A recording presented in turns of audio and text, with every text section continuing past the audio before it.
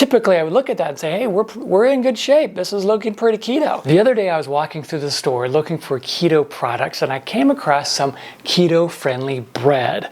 I looked at the back and I thought, yeah, I gotta get this and I gotta make a video. Welcome to Keto with JT. I'm JT. I'm a certified keto and intermittent fasting coach, and this channel is all about a practical approach to living a ketogenic lifestyle. As part of this channel, I like to do product reviews, and today we're gonna be looking at some keto-friendly bread. Now we're gonna go through 5 categories. Is it keto? The quality of the ingredients, the availability, the cost, and the taste. First of all, I want to talk about bread in general. One of the things that people sort of miss when they go on start their ketogenic adventure is bread. You know, and it can be hard to give up when you're used to eating it almost every single day. What would life be without bread? I mean, what would I eat, right?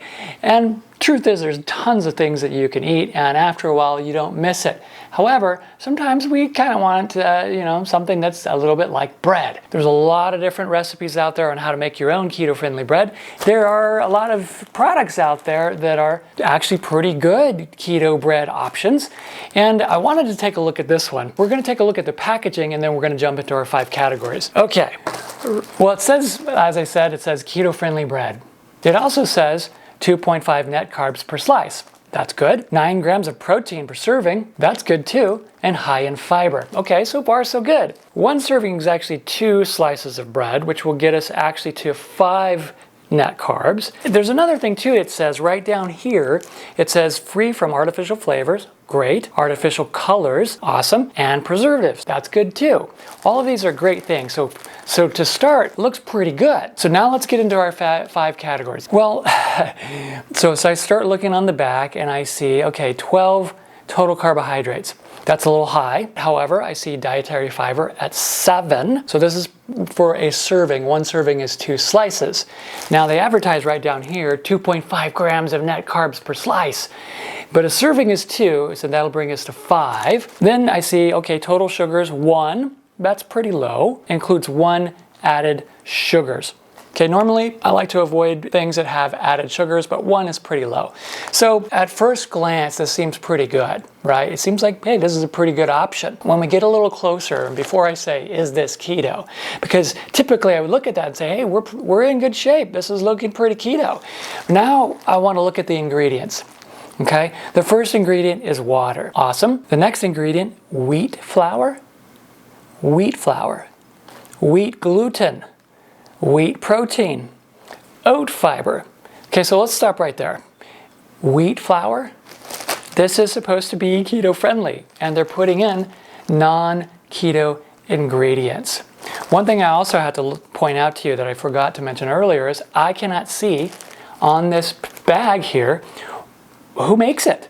There's like literally no brand on here. So that's kind of a little odd to me. But then when you look down at the very bottom, this is the back of the package here, it says distributed by Gonella Baking Company. Gonella. So, okay, so I found that, but I think it's odd that there's no sort of brand mentioned on this package. It's just hidden right in the back. So let's continue with our ingredients. It's not just about the net carbs, the total net carbs. It is also about how the ingredients are going to affect insulin. How much of an insulin response are you going to have by eating this? Okay, so let's go on. Flax seeds, that's good. Pea protein, it's okay. Contains less than 2% of soybean oil. So there's soybean oil in here. Another thing that I want to avoid, is that not going to be keto? Soybean oil in itself is not going to kick you out of ketosis. It's just not clean. Sunflower seeds, awesome. Pumpkin seeds, great. Honey. And they even advertise, okay, keto friendly with a touch of honey. It says a touch of honey right there. So that is a contradiction. It's keto, but it has honey. It's keto, but it has wheat flour. It's keto, but it has sugar. Guys, is this keto? I would say no. If you're my client saying, hey, should I try this bread, Jared? I would say no. There are too many other options. You can make your own. That'd be a lot more keto than this. And you can find other options out there by companies that are actually making keto bread that you could consider. So from an is this keto standpoint, just based on the fact that it's wheat flour, sugar, and honey, I'm going to say no, I would not recommend this. Is this positively, absolutely going to kick you out of ketosis? It might not.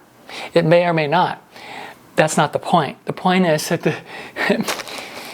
they're using non-keto ingredients, covering it up with oat fiber and flax seeds, slapping keto on the package, and then charging $7 for it.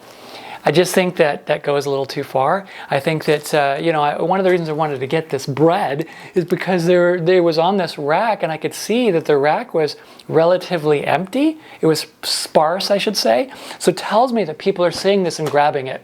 And maybe they're not looking at the ingredients. Maybe they don't know that this is not the best option for a keto-friendly bread. There are some really good ingredients in here, there really are, but there's some ingredients that we want to avoid, particularly if we're on keto.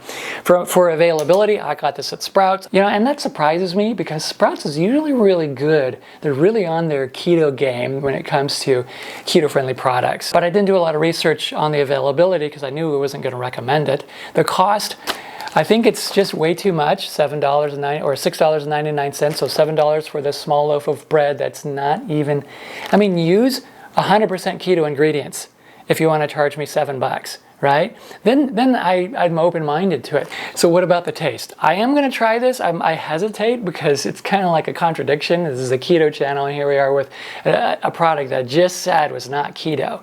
So I'm hesitant to try it, but for the sake of this video, let's go ahead and give this bread a taste. Okay, I'm suspecting that it's not going to taste much different than regular bread because, you know, they're using regular bread ingredients to make it, and then they're adding keto ingredients to sort of cover that up. At least that's how I see it. So right away, the bread looks actually pretty good. It is small. Hey, there goes a sunflower seed that just fell off of there. You can see the sunflower seeds. You can see the flax seeds. That's kind of appealing to me. I think that's pretty cool. It makes me feel like, oh, this is natural and wholesome and all that stuff. But then I know what's in here, and I know these are ingredients I've been trying to avoid for the last 3.5 years, right? So let me take a bite.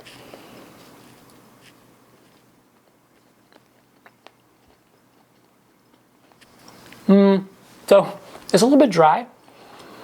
It has a very bread-like texture, as it should, because they're using regular bread ingredients. It's not a $7 loaf of bread, that's for sure. It's dry, it's fluffy, it's very bread-like. You know, it's a low-carb bread. If you're in the store and you see this, and you've seen this out there, and you're trying to decide whether or not you should consider it, I hope this video has helped.